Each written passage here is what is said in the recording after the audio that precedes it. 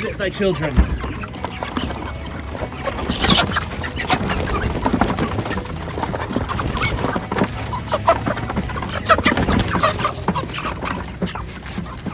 Good morning, one and all, and welcome back to Red's Homestead.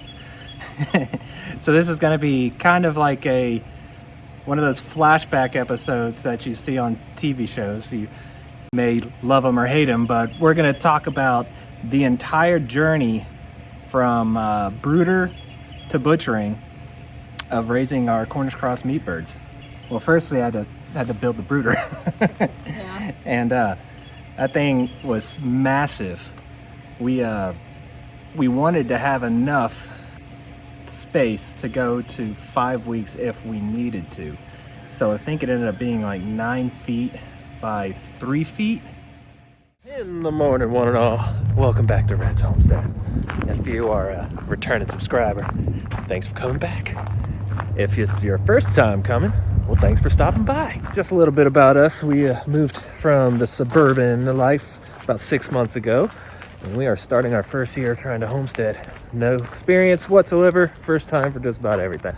So now the chicks are 8 days away, and I don't have a brooder big enough for them.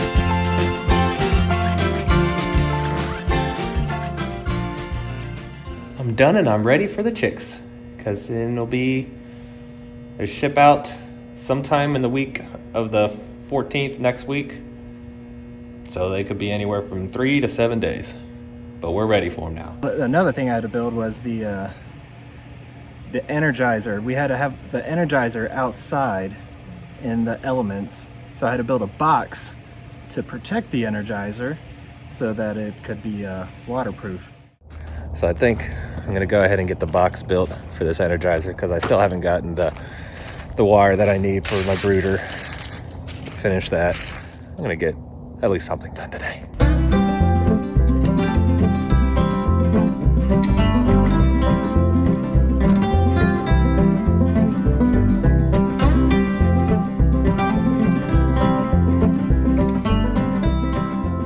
And then the chickshaw.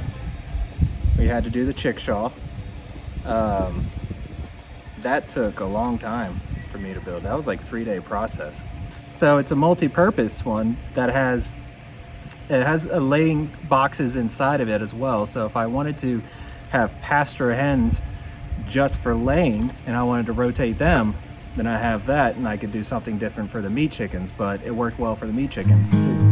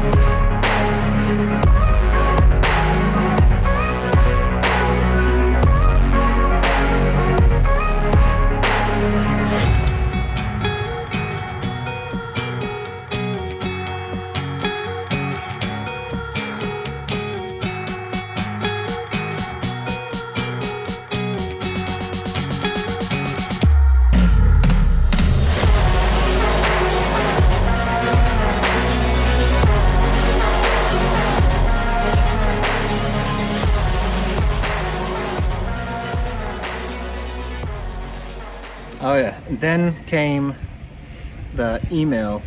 We ordered our chicks from Murray Hatchery, and we got the email that they were in the mail. And so we had to rush to get the brooder from the workshop into the brooder room, and we had to set everything up and have it ready. We got the email. The chicks are in the mail. Did you grab? No, I grabbed the keys. So we have to get that brooder set up, and it didn't fit through the door. Yeah. Even with, I've had nice handles on it to try to bring it out, but it didn't even fit through the door. And so we had to carry it all the way from the workshop to the room that we ended up brooding them in. Horizontally, or the way it's sitting right now, this won't fit through the doorway. Pretty sure. So we're gonna have to turn it on its side to carry it, which kind of defeats the purpose of the handles. So maybe in the future I might have to move those handles. Let's see if we can carry this. I don't think it's gonna fit through the door. Oh, it will. No? Man. It's like Barely. so close. You're there.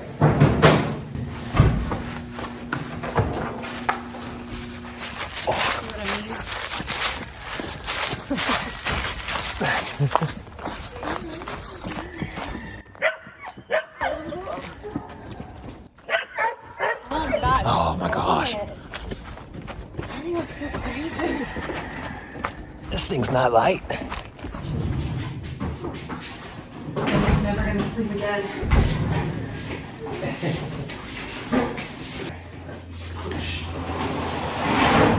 Big brooder in a house. It's big.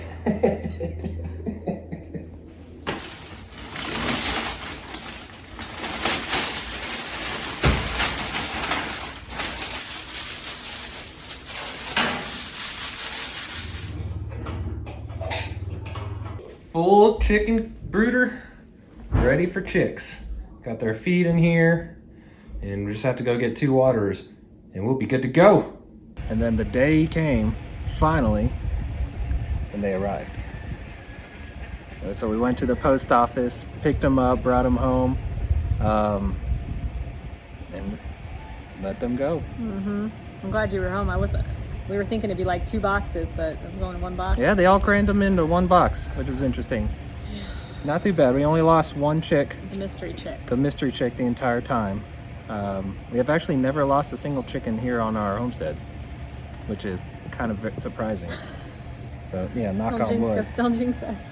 I got a phone call from the post office. The chicks have arrived. Tractor supply opens up at 8 o'clock. We're gonna go there, get those waterers that we need. Post office opens at 8:30. We'll jump over there and get the chicks, come back, bring them home, get them in the brooder, and hopefully all of them are alive. The destination is on your right. There we US Post are. Office. Let's take a little peek. They're so cute. I love chickens. What we're gonna do is grab them, introduce them to some water, and see how they do. Alright, they're all survived. They're so yellow. Got 1.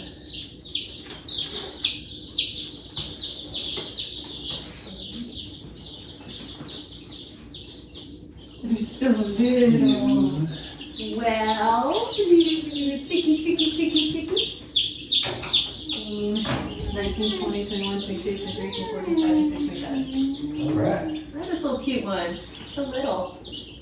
What kind of little chicken are you? What are you? Look at it. So Look how little she is compared to the others.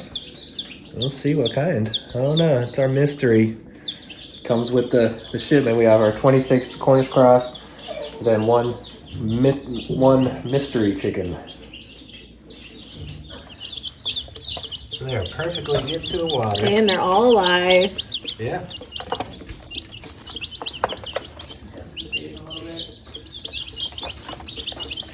They're going straight to the water, which is good. Good girls. I think I need to introduce y'all to the water. Yeah, you just put them in the vicinity and they're going right to it. Yep.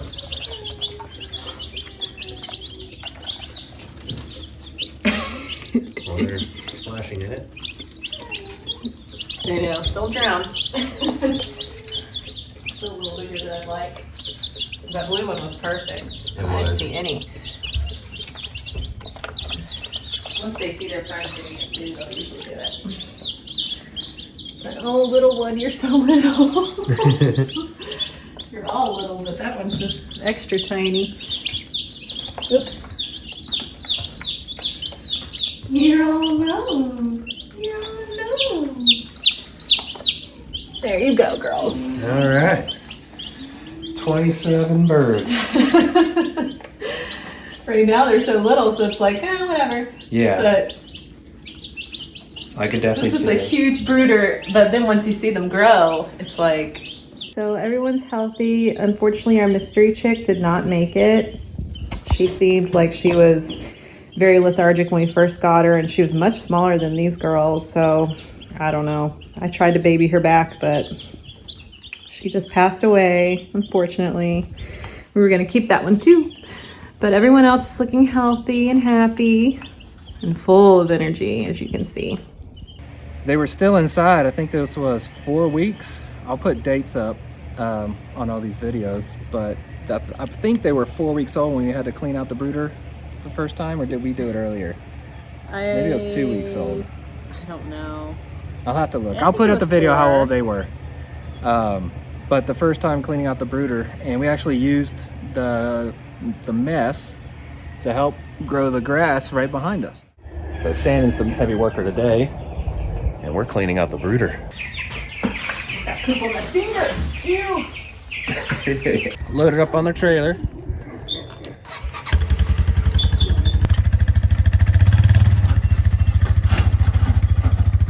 It's definitely figuring out your season and the time that you would do things. Like for us, we could not do meat chickens in the summer. They would not do well. The one we have now, it can't handle the heat. The baby bunnies, they like the cold, but if you have new mothers, then most likely they're going to end up having those babies on their cage floor. The false spring is over because tomorrow, which is your today, it's going to be dropping into the 20s. So we are definitely ready for these ladies to be outside, because it's not like a terrible, horrible smell, but they're just so much that it smells like a brooder. So we were hoping to put these guys outside on Monday. So we're not going to do it this weekend. Obviously, it's going to drop in the 20s, and I'm hoping that I was going to be able to put them out Monday or Tuesday after the freeze. Problem is, it's going to get down to the 40s, and no, it's going to get down to the 30s on Monday and get down to the 40s on Tuesday. I'm wondering if these little ladies are ready. Here, I'll give you a close-up to them. So they've got most of their feathers, as you can see. They're doing pretty well and look like they're almost ready. Now, if it was in the 50s, I wouldn't hesitate at all.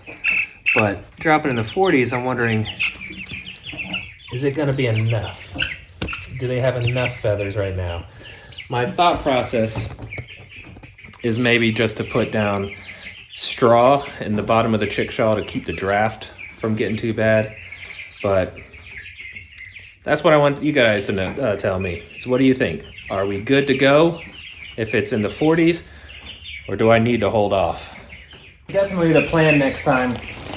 We are gonna wait to get our chicks until April so we can have the brooder outside. Yeah, I'll just have to build a cover for it. Something simple, like a hardware cloth type cover to keep them safe. But having them indoors, nah, not a fan.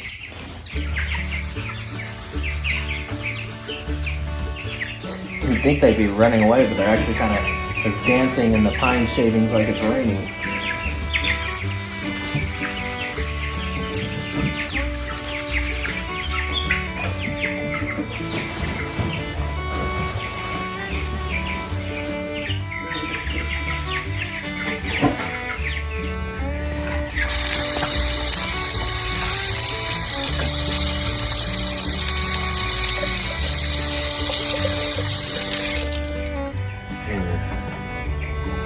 better way.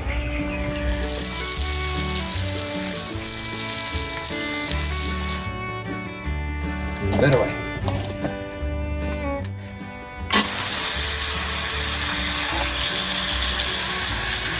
Oh, that's nasty. You know, next time, I think we're gonna try to get some dual purpose type or just a different type of chicken than Cornish Cross. These things are bred like, I don't know. They just eat so much, poop so much. So I really think our next breed will be maybe Freedom Rangers. I heard were really good, but just something, I don't even care if it's a heritage and takes 8 weeks to grow. Or not 8 weeks, takes like 10 to 12 weeks or something to grow.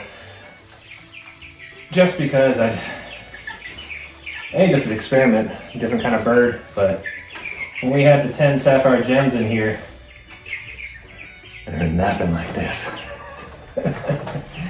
Nothing like this.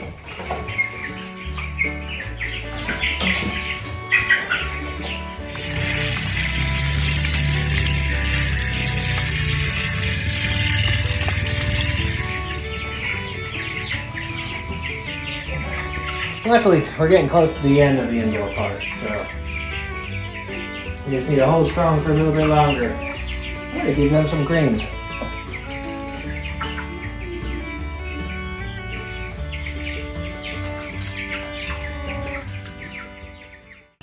And then, okay, yeah, because then 4.5 weeks, or 4 to 4.5 weeks came, and it dropped in the 20s. Mm-hmm.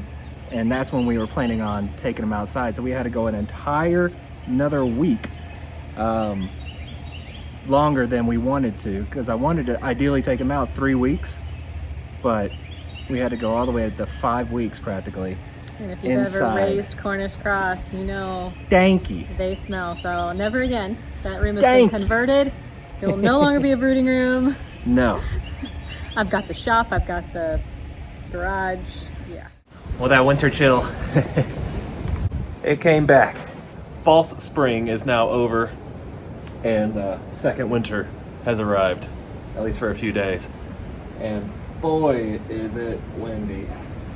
I'm having to hide under here in the racking house area just to try to stay out the wind. You can see we covered these up. It's now the second time we've covered them up because they've already blown off entirely. The snow is starting to gust, and I've got a lot of work to do. But you did get down and dirty and was cleaning some booties, the chicken butts. I don't know if that was necessary or not, because we had to keep them in the brooder so long. You know, Cornish Cross, if you've raised them, they sit in their sit on their poop. You know, they poop so much, and they don't care. They're not clean birds. So here I am trying to clean their bottoms. But you know, because it is a safety health risk for them. Yeah. Obviously, you know, that can cause infections. It probably hurts if you've got that on your bum for so long. Right. So just trying to make them comfortable. So today's not much of a fun day because I've got to clean up the chicks. There's so many in here, and no matter how many times I have shavings, how many times I clean it out, there's so much poop. Like, this breed eats so much. This is our first set of meat chickens, by the way. This was David's idea to begin with. Personally, I would wish they were outside at this point. So hopefully in a week we can get them outside.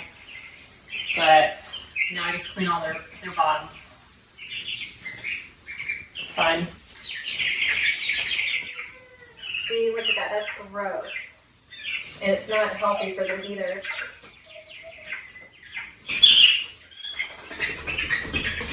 Oop.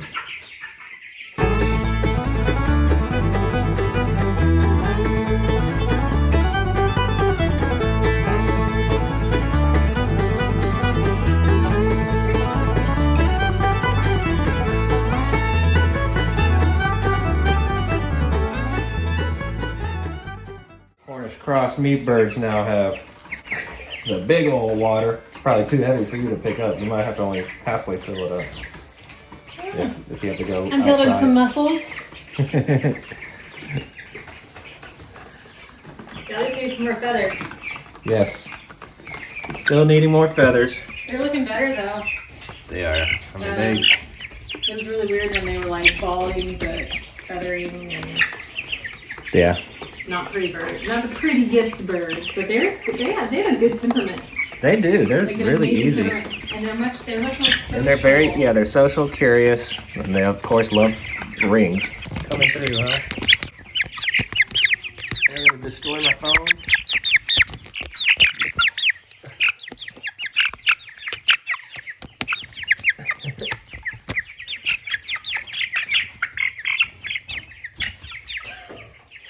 They're the ones truly why questioning your homesteading. Well, since you're taking a couple days off, I was like, you're in charge of the chicks.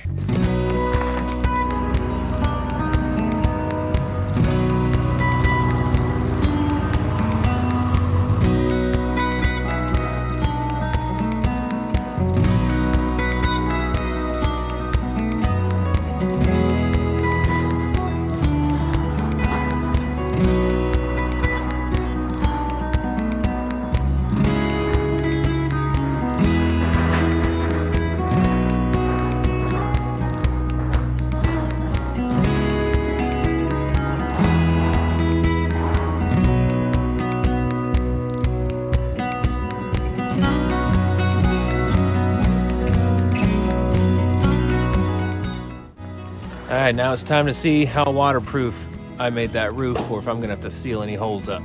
Get the hose out. I see right there. So you can see I used tin.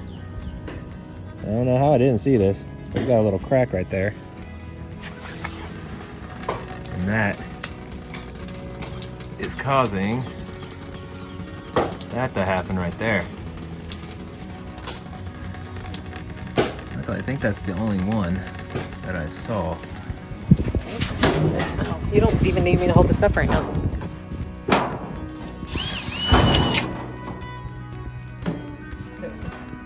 There you go.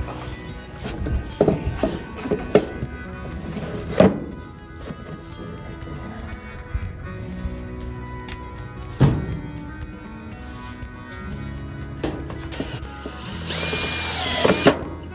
Looks like the roof is dry enough that I can put the silicone on there. Now that I've just put some silicone on the holes, and like I said, if that doesn't work, I'll just tarp it. This is kind of what I'm thinking for the feeder, putting it there. I can't think of any way to put it somewhere to keep it out of the rain unless mounting it underneath, and that would be like a major pain. Yeah. But To feed and to. Plus, it's open, so they would just prevent it. yeah, If it was underneath. so we're ready to keep it hanging right there. Got the mineral feeder installed. Shannon put their dust bath inside the brooder. Miscommunication. That's because you don't listen to me. Time to water the garden in the greenhouse. Well, yeah, then we were able to take a break and go to see my family that came up to Gatlinburg. So we didn't have to, stay at the property the entire time. We were able to actually have a break for a day and came back and everything was still standing.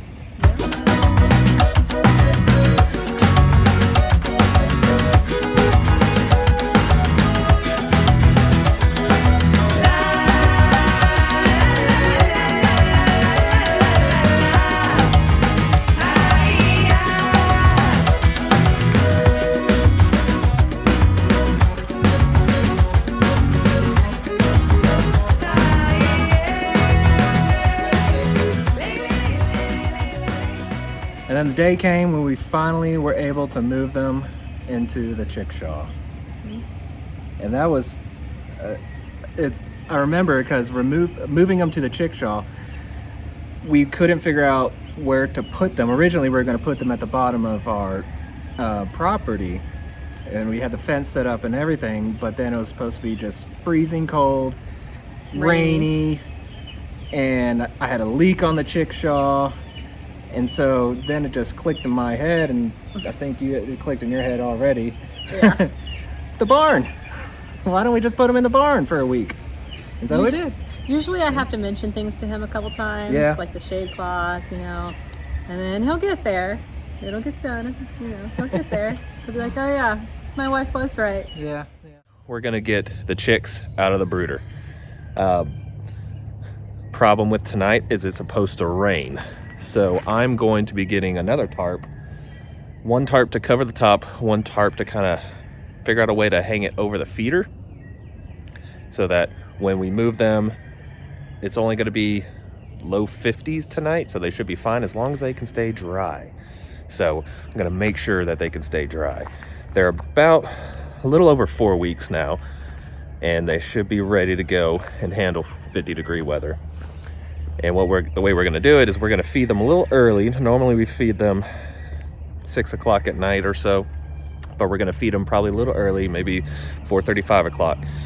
And then once they're done eating at about 6 o'clock, move them all into the chickshaw, move them down there and leave them in there without any food or water, and then open her up in the morning, and hopefully they'll rush to their food and water, do their thing, and they find that chickshaw at night back as their home. Or since it's going to be raining all day, they'll just be hanging out in there.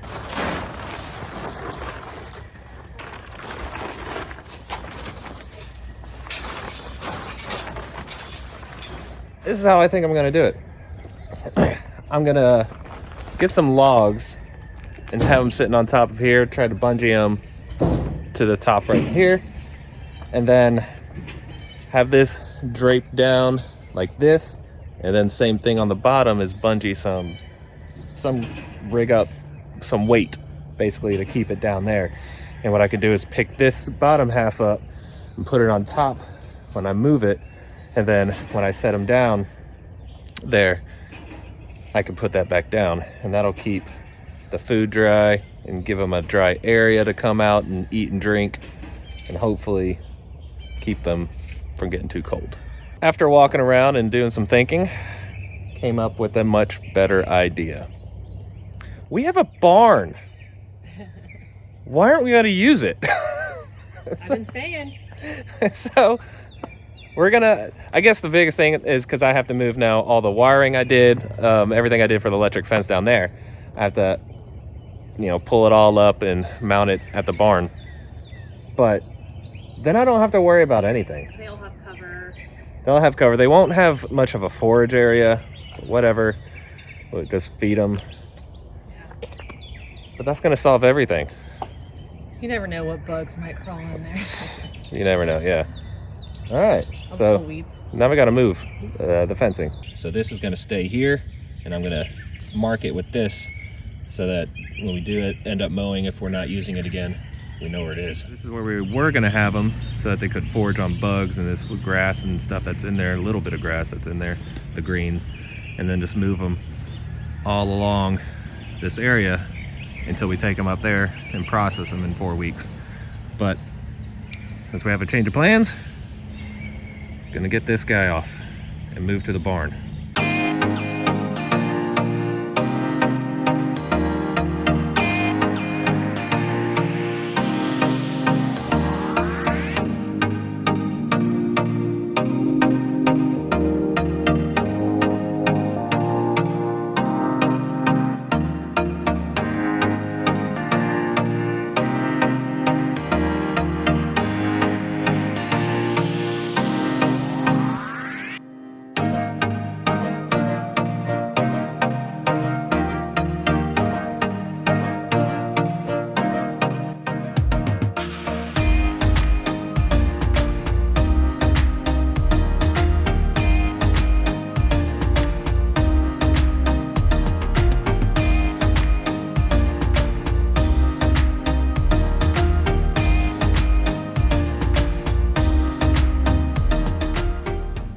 So we've got this whole area cleared out. We went through, fine picked it, make sure there's nothing that the chickens can get hurt on, because I mean, who knows what was in here. We even found a 1970s license plate. So That's kind of cool. yeah, you never know what you find when you start digging things up. So I've got the Energizer set up. I don't even have to use my box anymore since it's inside the barn. So I just have it set up right here. I do have power to the barn, over there on that wall. I don't have lights in here because just haven't gotten to that point, but there is power and possibly water. So yeah, we got to set up their netting now. Okay.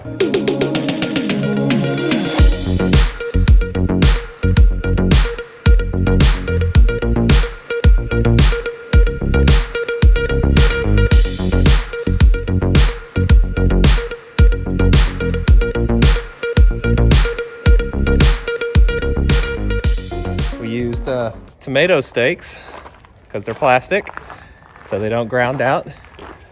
Because this is a very awkward area.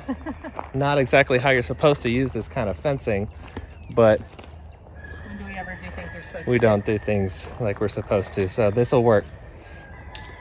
And we'll have the chickens out here tonight. Finally. What we're gonna do is go ahead and feed them right now at 4:30.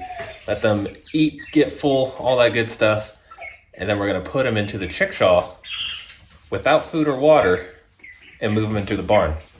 And then in the morning, we're gonna give them back their food and water outside the chickshaw. So hopefully they'll recognize the chickshaw as home. So right now we gotta feed them.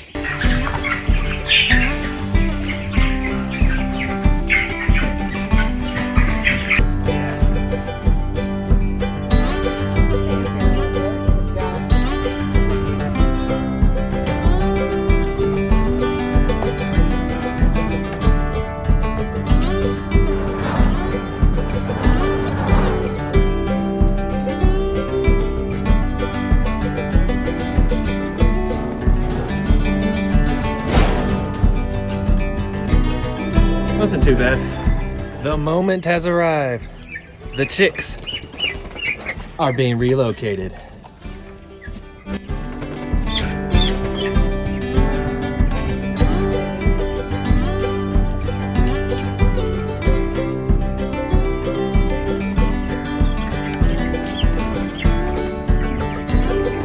Six down, 20 to go. 28,000 more to go. 28,000 more. I'm just kidding, Troy. One more.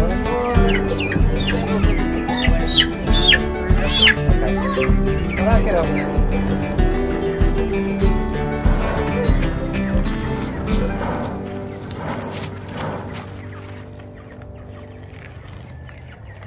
Hopefully, them being inside now all night long, that was probably the most exhilarating part of their life they've ever had. They're gonna find this to be their home. So when we let them out tomorrow, they'll come straight for their food and water and go back in here again at night. So the first night went pretty smoothly. We put them into the chickshaw from the brooder, moved them in to the barn, and then opened it that next morning. And they came out pretty easily and went back to bed inside the chickshaw. They discovered that it was their home and they put themselves to bed, I think. I don't know if we had to put any of them in. I did. I remember you were closing. Me and Chris had to go out there and catch them. We should have just let them, but I don't know. Sometimes I'm the type like, you need to be in bed. Let's go. I want to be done. I don't want to have to worry about you. Just go to bed. So I think we caught them. But eventually, they caught on. I will say we were worried about it being too cold because, they don't feather in as fast as their bodies grow. We put hay in the chickshaw. Never again will I do that. It was nasty. And it was just really hard to clean out. So yeah, we were just worried with the cold and drafty air. They were still somewhat young. I'd find something else to do, like cover it with a tarp. I don't know, because they all cram together. Their body heat. Yeah. Oh yeah. As you can see and probably hear, this is why we were a little worried about putting those meat chickens out. Because it has been raining now for 12 hours. It's supposed to rain for at least 12 more hours. And it's not the temperature, because it's only about 50 degrees. It's not too bad, but it's the wet and temperature. So let's go see how they did in the barn.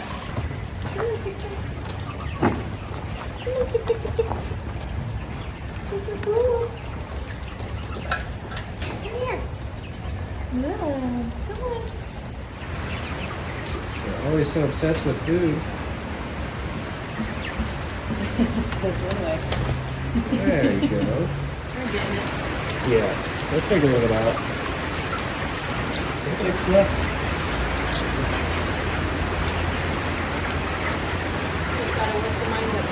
So it looks about 21 have figured it out, and 5 are still hanging out inside. I'm making everything easy for them right now, and I'm putting it all on the ground. And then I'll probably try to figure something out with that feeder. I'd like to hang it, but it seems like it's doing okay just sitting on the ground right now. So we'll figure that out.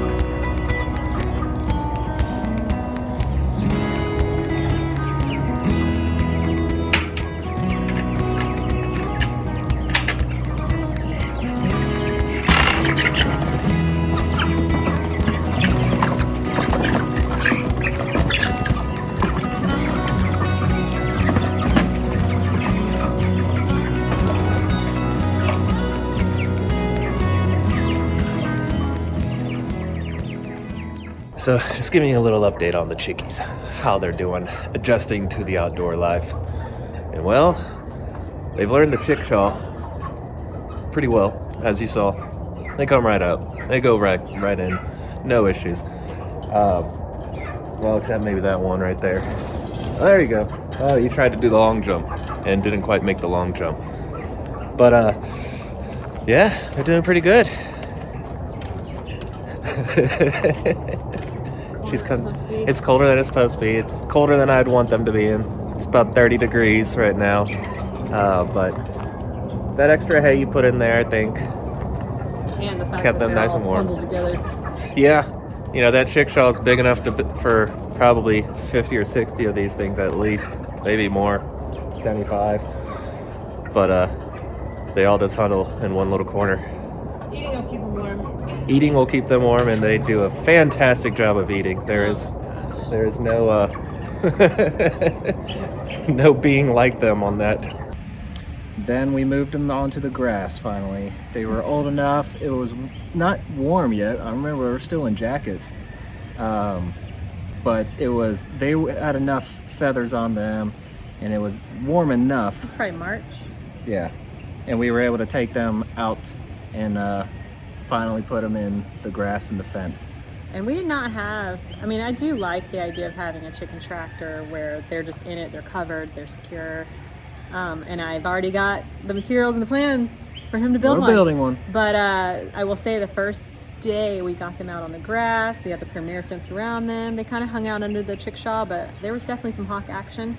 Yeah, it was a little bit. We never lost any of ours to hawks or any other predators, but it was a few times I had to come over there. Well, we put you hung CDs. Yeah, I hung CDs. We made sure the chickshaw was parked close to trees, yeah, as much as possible. And that their food and waters were right. They were all right at there. the edge of it, so that they're not having to travel far. Right. Because honestly, they're not going to travel far. No. And our first chore, the meat chickens. Got to turn off the power. And we keep their feed right here. Hopefully it's still waterproof. I waterproofed it a while back. Haven't had a chance to test it yet, so we'll see. And gonna move the chickshaw so that their poop isn't all located in one place. We don't move this paddock for a few days at least, sometimes up to a week, depends on how nice the grass is. But we'd like to move the chickshaw every day.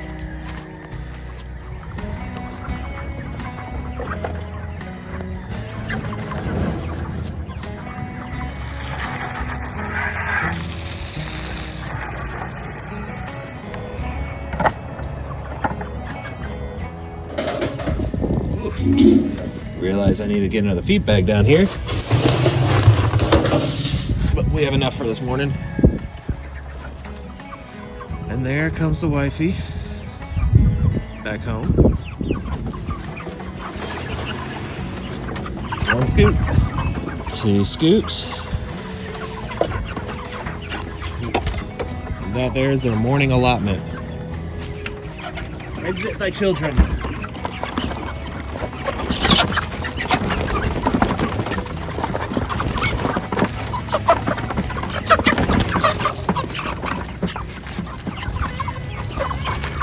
Needless to say, they are very food motivated if you need them to do anything. And that's really about it. I'll check their minerals and their grit on the inside, make sure that they're good, get everything powered back up, and the meat chicks are done for the morning. Sometimes we'll have a little straggler, and I think I see one out right now. But for the most part, they put themselves to bed. So it looks like I'm gonna have to toss one of them inside and get him back to bed.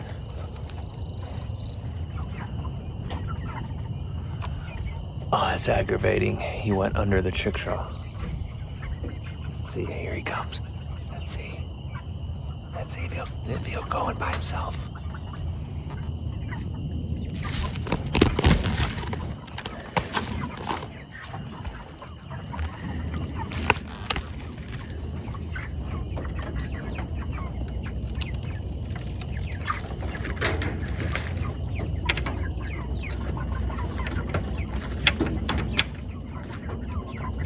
And the very last step,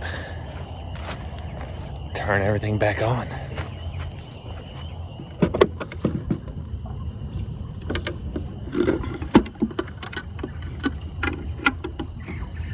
We are fully secured, electrified. Everybody's in their bed. That's about it for today. And really the whole process went smoothly up until 4 days before butchering. And that's when the chickshaw kind of... Yeah, because, you know, we're in the foothills, mountainy area. Yeah. So there's not a lot of flat land. And yeah, whenever they get into the chickshaw, they all get into the back of it, and it fell back, and the chicken was underneath it, and we think probably broke her leg or I something. think it was just fractured. Fractured. I think it broke in the plucker.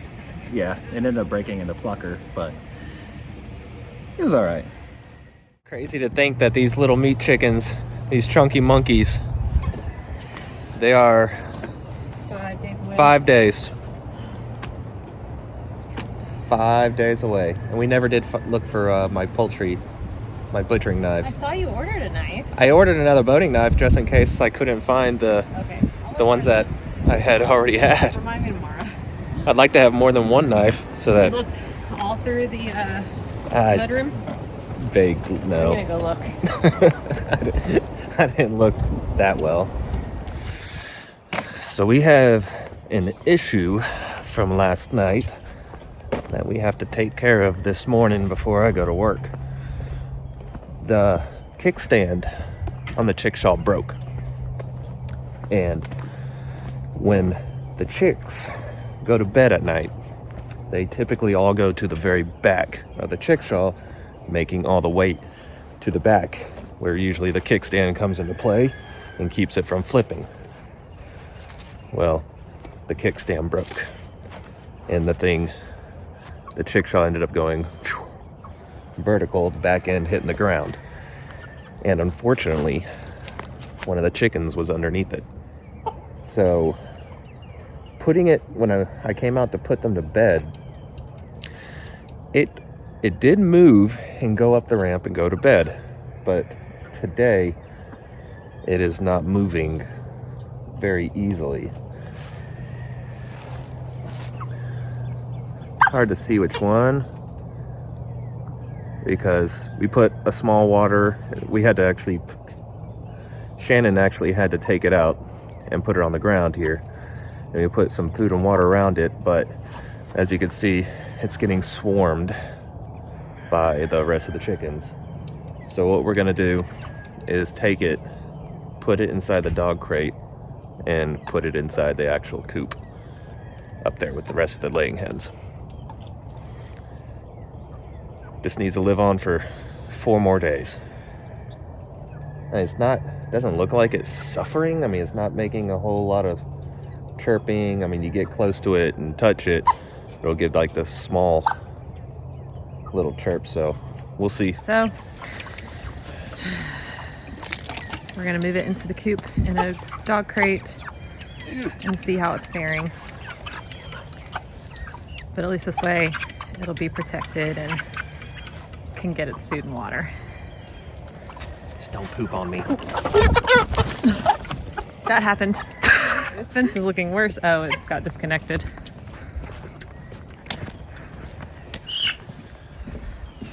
Hopefully it doesn't make too much noise being all alone. I'm gonna have to put one with it. We'll see. I think it'll be okay. Yeah, it looks like it's a, I don't know, maybe not. Here, you hold that. I'm gonna go get the water.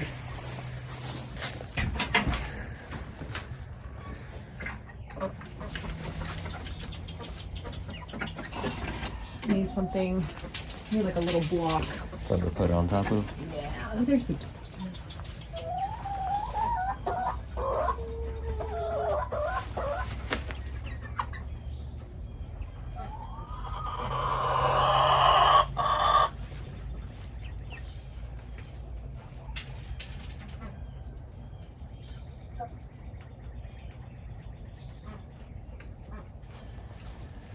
So then there's day of butchering.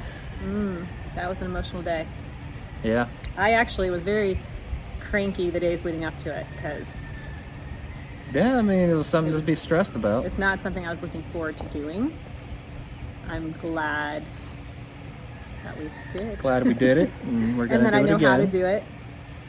Right, but it was a struggle. Then we got into a rhythm and just Yeah, it was an emotional roller coaster. I definitely cried in the beginning. But then it was like, oh, okay, we got this. It was much easier. I'm gonna be honest, kind of a little nervous today. It's a big day for us.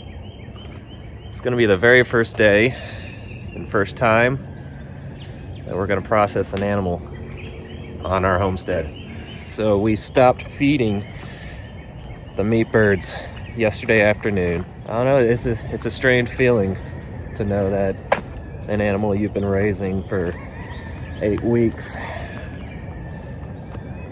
is now gonna end up serving a purpose. Let's get everything started. All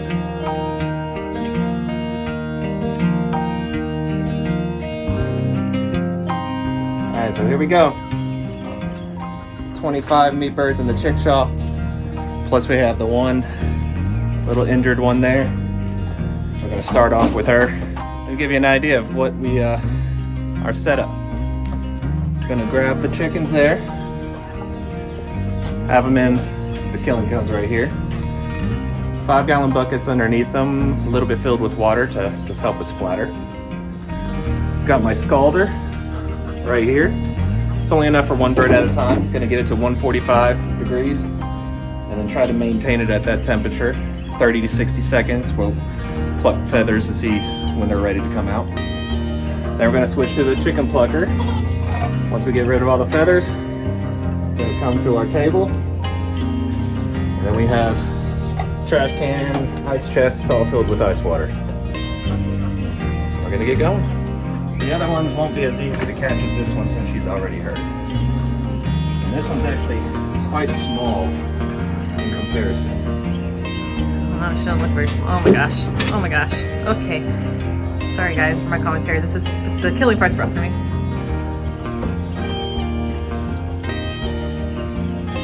But you can see how calm she is in there. Right now the cone being upside down, it's squeezing her, so it makes her very calm, and all the blood is just rushing, so she's almost essentially passing out.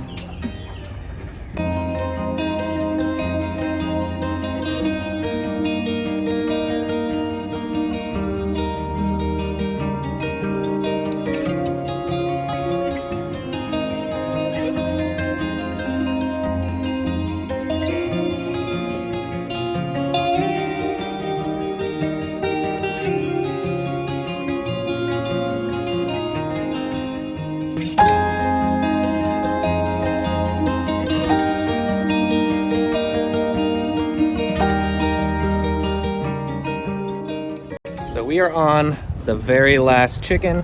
It is, it's about 12 o'clock noon. We started about 8:30 because we started setting everything up about 8.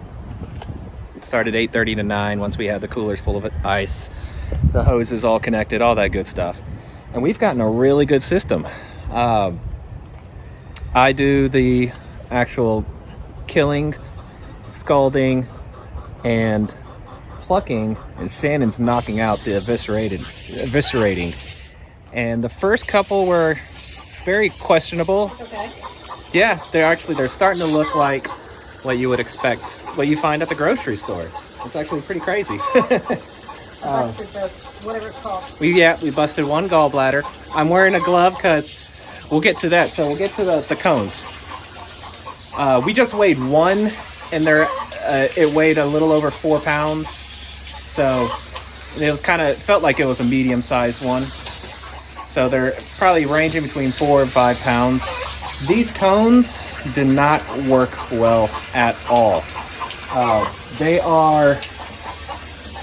were on Amazon, decent, not too cheap. They were pretty expensive, and they're made by Little Giant restraining cones. They were way This is where I struggle too right here. It's small. the neck part. I cut off way too much. That's where I don't know what I'm doing. Yeah. So these cones were way too small, and what happened is when I wanted to invert them breast out and have the head down here on the bottom, holding it with one hand, slicing with the other. The problem was ours were so fat that they could not go far down the cone, and I barely had maybe that much to pull the head out, and I could not grip it very well with my non-cutting hand. And I ended up cutting myself because there just wasn't enough room to maneuver my hands. So the way we worked it out is Shannon would hold it above the cone.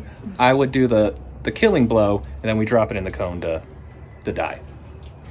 So I will not be showing that on YouTube. Reason being is something that I learned from another YouTube. There are some people that research animal butcherings just to watch the animal die. And this is not out of fun or pleasure, this is out of necessity. I really don't enjoy this at all. I will say I've gotten used to it, but I was probably in tears in the beginning because I didn't know how to do it. In the beginning, really apprehensive, kind of shaky. I wasn't very confident in my cuts, but as we got further along, it got more comfortable doing so. So we're gonna go ahead and do a full recording other than the killing of our final chicken. All right, so it's been about 4 minutes, 3 minutes easily. It was dead long ago, but I just let it sit just in case. Put it in the scalder, face down. I've got my little spoon. I have actually found that 150, at least according to my thermometer, it could be an off thermometer, but 150 worked the best. And I just keep moving it around. The water is nasty because you got to think of everything that was on the bird. Yeah, they lay in their poop. Is coming off the bird. And I just keep poking it around. So this is how we can tell it's ready. As I put weight onto this, you can see the skin starting to peel on that foot. I don't even have to pull feathers. It's ready to go. Transfer it over into the plucker. Might get sprayed. Yep.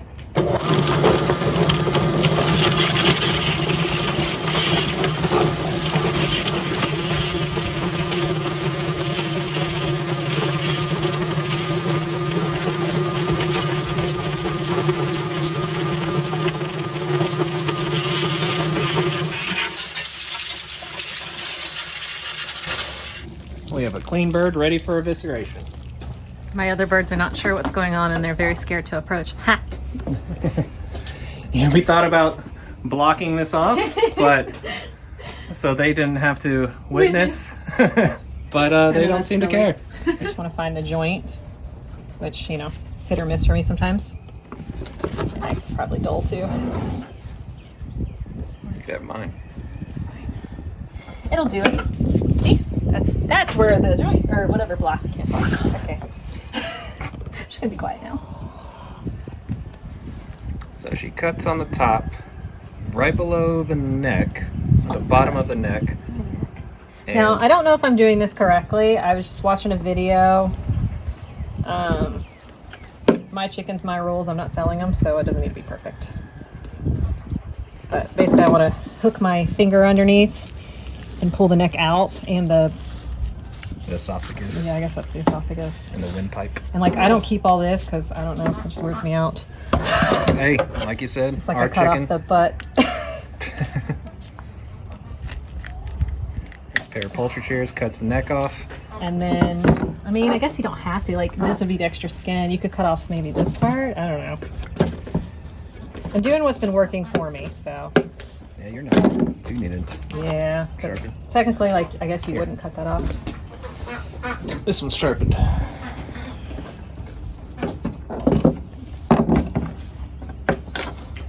There, butter. There, sharp knife. So technically you would have skin that would overlap, I guess. So it's not perfect, but whatever. Okay, it works. It's food. So now we do a small incision on the open flap there at the top too. Open it up. I go ahead and do this and Do just your cut second off. cut. I do this, and then this is probably not right either, but I don't really want to see the butt, so I just cut Okay, it off. like you said, our chicken. And we do that, a lot of times you'll just cut off the top, that's their oil sac. We just cut the whole thing off. Yeah. Just don't even want to deal with it. And then you're going to reach in and just pull out all the inside. Sometimes they come with these, sometimes they don't, for me.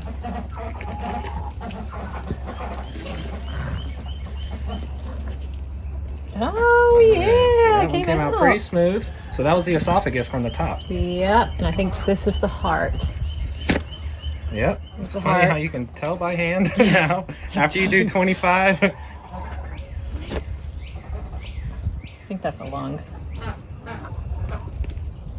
All right. And then I usually Just cut it off from the all right, then we're gonna go in. sort out. We're gonna the get good our stuff. lungs. That is the gallbladder. You just pinch it right at the edge of the liver. Or you can cut it and take some liver with you, it doesn't matter. Yeah, I'm gonna Play it safe and just cut off the little chunk of the liver.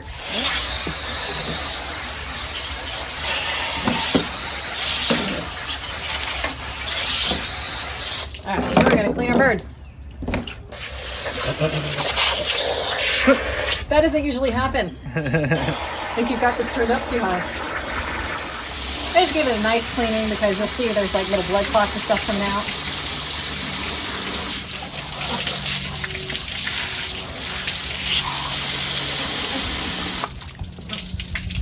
Fill it up like a water balloon. And dump it out. And we're just gonna do for safe measure since some stuff came out, we're just gonna rinse it again until it comes out clean.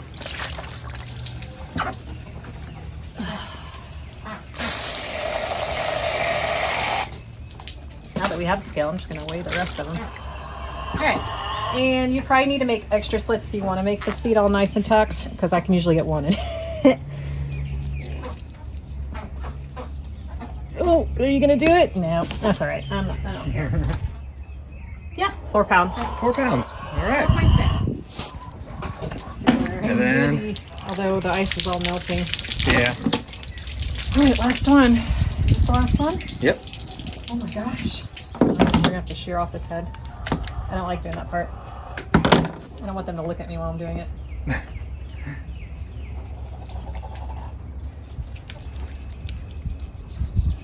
Yeah, definitely not the right spot.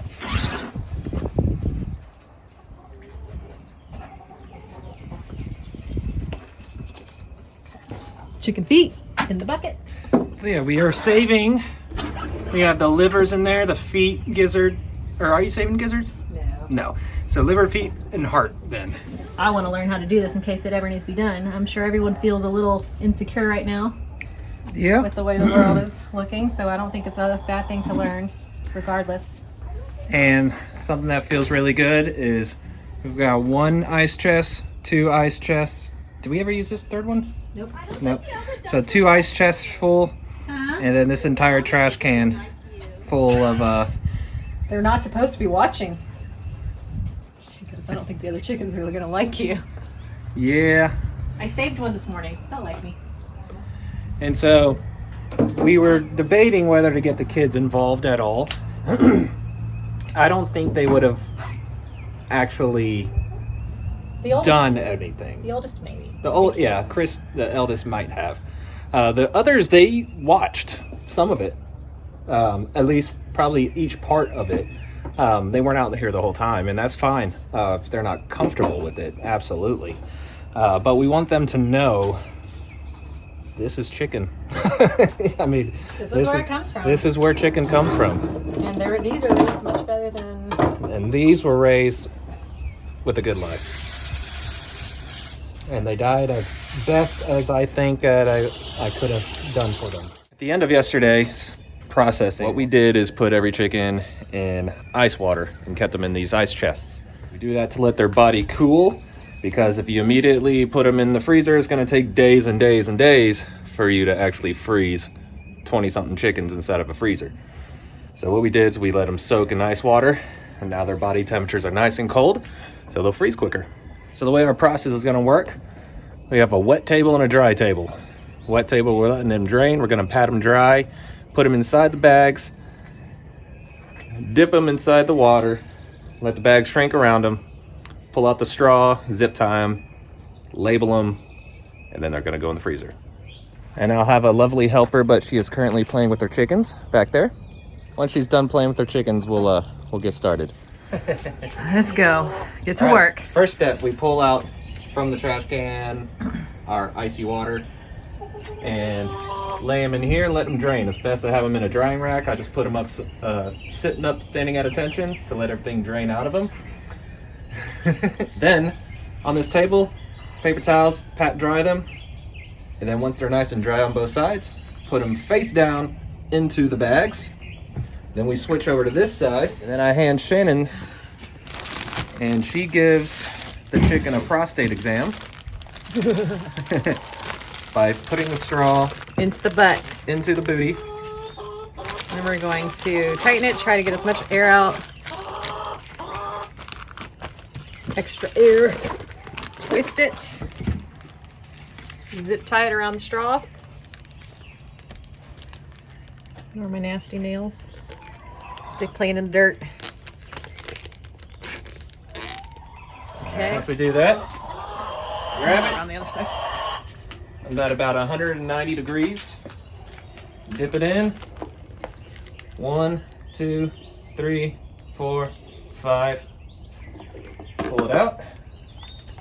Hold it for about, I don't know, 10 seconds or so. As we hold it right here, it shrinks around. And you pull the straw out.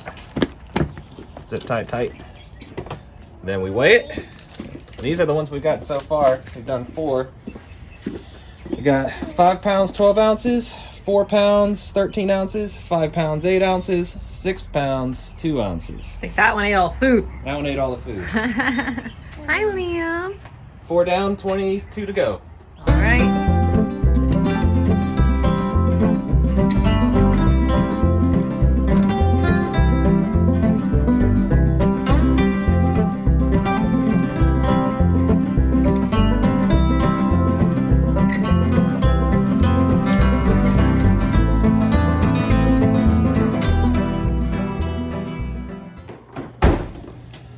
Can't tell you how good this feels. Look at all that. 26 birds came out to a total of 142 pounds, 2 ounces, averaging about 5.5 pounds per bird. In total, we spent, not including the reusable things like the chickshaw, the fencing, the plucker, those things will pay off in time. In total, probably spent around $300 in feed, the chickens themselves that we bought, the bags, ice, things like that. About $300, a little over 2 pounds a bird, or a little over $2 per pound. That's awesome. Yeah, and then once we were done and everything was in the freezer and we factored out money-wise, take away the big builds that we had to do in the beginning, just feed-wise, it ended up being like $1.50 $79 a pound if we would have gone through the feed route. I think we ended up going $219 because we were using a different feed source. If we were fermenting the feed, it would have gone even further, which I'm doing now with my other chickens, but I'm still working that out. Right. But that would, you know, go a long way too. What did it cost us to raise 26 meat birds? So I'm just going to put it up in the front of the video. We had 142 pounds of meat, and we spent $305.40, which equals $2.15 per pound. Now, if we would have found the feed in the beginning that we found at the end, that was much cheaper, we would have spent $1.79 per pound, or $254.40 earlier. So I'm going to give a breakdown of everything that we spent, and I'm not going to include the things that we are going to reuse year over year. If I do that, I'll consider that kind of a startup cost, because the things like the chickshaw, that was $750 in materials, not including labor. You know, the poultry netting from Premier One, that's $450. The brooder that I built, $150 of materials. I can go on and on and on for the scalder, the heat lamps, the tables, the knives, the cones, the mineral trays, the pluckers, the feeders, the waterers. You add everything together for a startup, you're looking at over $2,000, about $2,200. But that's something that will be paid off probably. It's gonna last 5 to 10 years, I would imagine. I'm hoping the chickshaw, at least the big ones like the brooder, the chickshaw, the pluckers, the big top dollar ones, they'll last me at least 5 years. And it'll pay off over that time. So let's get down to just the single raising of these chickens, 26 Cornish Cross meat birds. Starting off just purchasing them. I purchased them from Murray McMurray Hatchery, and 26 meat birds cost a total of $79.04, including, I think it was free shipping for that kind of amount, but that was in total cost, was $79.04. While they were in the brooder, we used about 4 bags of the pine shavings. They cost at Tractor Supply $6.29 each. So in total, $25.16. Minerals, we did kelp, oregonite, grit, pretty much everything. I didn't do the total cost for all these birds because I use it for these chickens, the ducks, everything. I kind of just fractioned it out. And I assumed for these 26 birds within 8 weeks that they were growing up, about $7 in minerals. So now the big cost, feed. So we did a total of 8 bags of feed. 6 bags were bought at Tractor Supply. The organic bags of 40 pounds were about $22 a piece. And then by the end of the growing, I think it was week 7 or so, we found a local feed store with an even better price on their feed, and it was $13.50 for a 50-pound bag. So our cost of what we actually paid was $160. But if we would have started off with the chick starter from our feed store, it would have only been $108. So we would have saved $52 just off the bat. So then we come to the end of the road on butchering day. Butchering day, we bought 6 bags of ice, $2.50 a piece for the big bags, $12. We also bought the shrink bags, the heat shrinking bags. A 30 pack is $21, so they're 70 cents a piece. We used 26 of them, so $18.20. And then just kind of the propane that you need to heat, I assume just guesstimation is about $5. So in total, you add up all of those together, $305.40 was our cost. It could have been $254.40 if we would have went with our local feed store. So the difference is with 142 pounds of total chicken at the end of the butchering, we averaged 5.5 pounds per bird. $2.15 per pound was our cost. It could have been $1.79 per pound. Yeah, and then after we had that knowledge of doing it, we were able to go and help another family do theirs. And kind of breach out branch out to other homesteaders. Yeah. It's nice. It's nice to meet people. It's so easy to get lost in the world of homesteading. It's so easy to want to do everything yourself, and it's hard sometimes to find others of the same like mind who also want to do it. It's easy to be introvert and not want to reach out and meet other people.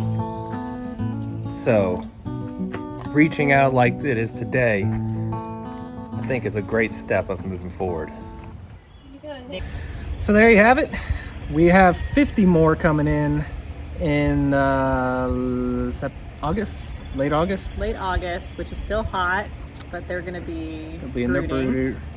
And so we'll be butchering in October when it should be starting to get pretty cool. So those dangerous weeks when, 6, 7, 8 weeks when they get large and heat does not fare well with them, it'll start cooling down. So hopefully we timed that.